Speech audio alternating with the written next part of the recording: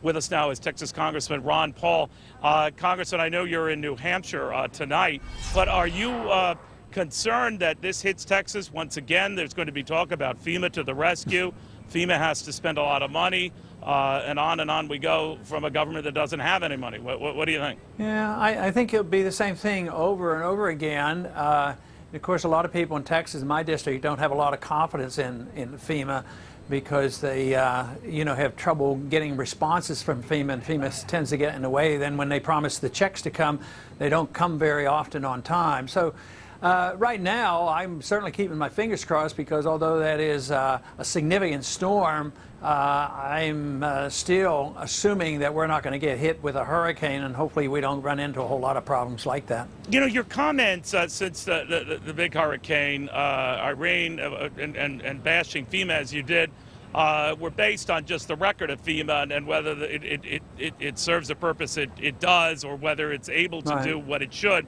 But some interpret it as sounding heartless. How do you address your critics who say that at a time like this, you shouldn't be second-guessing this? You argue just the opposite, right?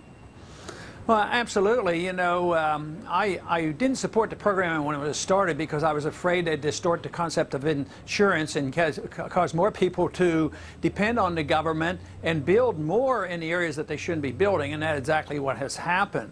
But also, it's the funding. They're $20 billion in debt. And when we were looking for money for Ike and other places, I'm not opposed to it, but I do believe we have to pay for it. And this idea of the governors now just demanding, send us money, it's an emergency, and we don't care how you pay for it, just worry about that next week. Well, those days are over. Well, and you know, your governor, Rick Perry, who's the leader in this race so far, has been a big critic of stimulus, but of course has taken that stimulus in his state as governor. Yeah. Do you think that's hypocritical? Do you think that's going to come back to bite him? Maybe something you raise either in a debate or as this race ensues? I think it's a bit hypocritical, but I don't think it's going to hurt that much because there's still a lot of people out there that like it. But for some people, maybe in our primary more so, people don't like that. They want consistent conservatives and fiscal conservatives, so it might. It depends on how it plays out and how he answers the question, how many people, pursue the issue. Are you surprised by his surge? It's not that you're any, third or fourth rate slouch yourself. You do very well in the polls, but he seems to have galvanize the nation's attention, at least Republicans' attention. Do you think to the detriment of everyone else in the race? Well, certainly I don't see him as a threat to our campaign because I see him as a threat to the others because he dilutes the conventional vote. He represents more the status quo. So, yes, I think once he got in the race, my percentages actually went up because he took votes away from the other candidates. Well, he did seem to take a lot from Michelle Bachmann, but now he is sort of lapped around Mitt Romney. Are Republicans moving too fast around him, or do you think this is going to sort of flail down? What?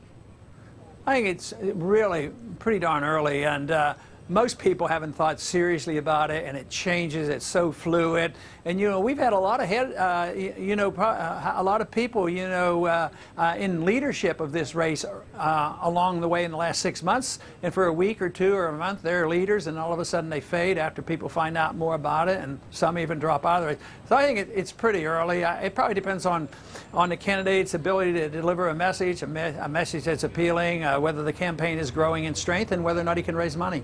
All right, Congressman, very good seeing you again. Good luck tonight in New Hampshire. I know you have a crazy travel schedule. We always appreciate the time. Ron Paul. Thank you, Neil.